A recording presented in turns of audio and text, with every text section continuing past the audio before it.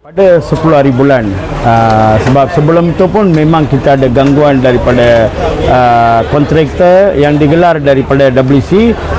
Gangster lah, mereka cuba mengalau kita dengan pelbagai taktik lah. Dia datang, dia cakap sebenarnya kita minta surat, dia orang tak dapat berikan sebarang surat. Jadi saya tanya surat mahkamah, dia orang tak ada. Langsung tadi dia datang macam ala Alibaba, dia terus ugut, lepas tu dia berjaya robohkan 4 buah rumah.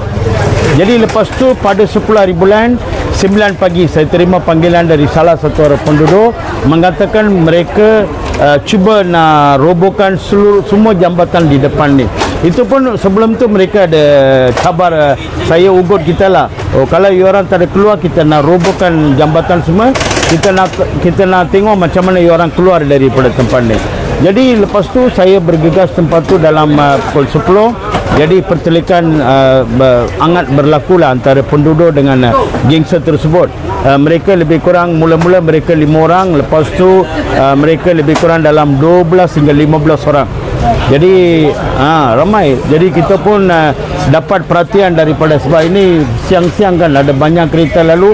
Jadi penduduk ramai yang tak terlibat pun tolong kita. Dia cuba singgah, dia tolong kita, tapi berlaku pergaduhan. Lepas tu dalam pukul 11.30 macam tu polis datang, tim polis datang. Jadi mula-mula kereta peronda datang. Jadi peronda datang, jadi kita bincang-bincang, mereka dah keluar. Lepas setengah jam ada satu kumpulan dan lebih kurang 7 anggota lah, URB dengan dia datang sini. Jadi berlaku pertelikan. Lepas tu maki-memaki macam tu. Lepas tu kita arahkan yang depan ni, semua berlaku depan polis. Kita arahkan yang Gentola punya driver tu suruh keluar, suruh alihkan Gentola. Dia cakap tak boleh. Kalau saya nak alihkan, saya nak RM10,000.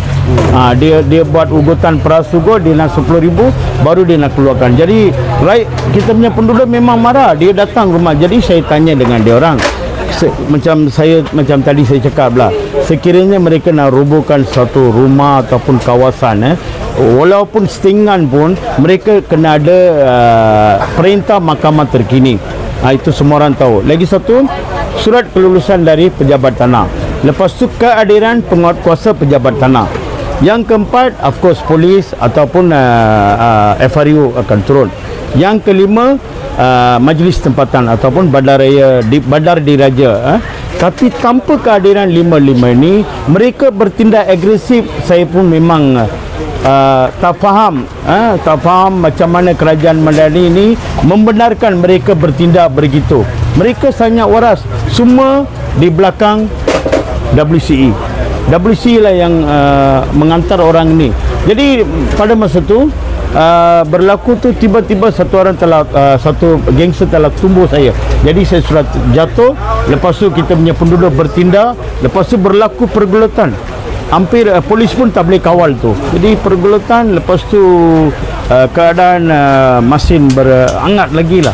Lepas tu dalam keadaan 2.30 dapat rayakan, tapi mereka masin tinggalkan mesin, mereka keluar.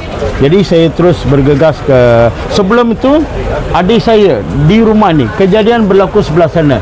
Dia bawa parang, dia dekat rumah juga. Tapi yang gangster tu zoom adik saya. Dia cakap dia nak ugutan. Satu orang sudah pergi report. Dengan pantas mereka report, sarjan datang nak tangkap ini. Tapi dia tak ambil tindakan terhadap. Saya cakap, you check IC, you check kad pengenalan mereka. Mereka tak berbuat.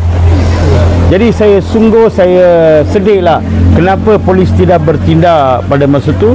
Lepas tu saya pergi buat laporan polis. Jadi saya diarahkan untuk, saya dibawa ke pejabat siasatan jenayah Kelang Selatan. Tak silap saya Tuan Arif tu, tak silap saya lah. Jadi ada perbincangan, jadi saya terangkanlah dengan benda-benda tu.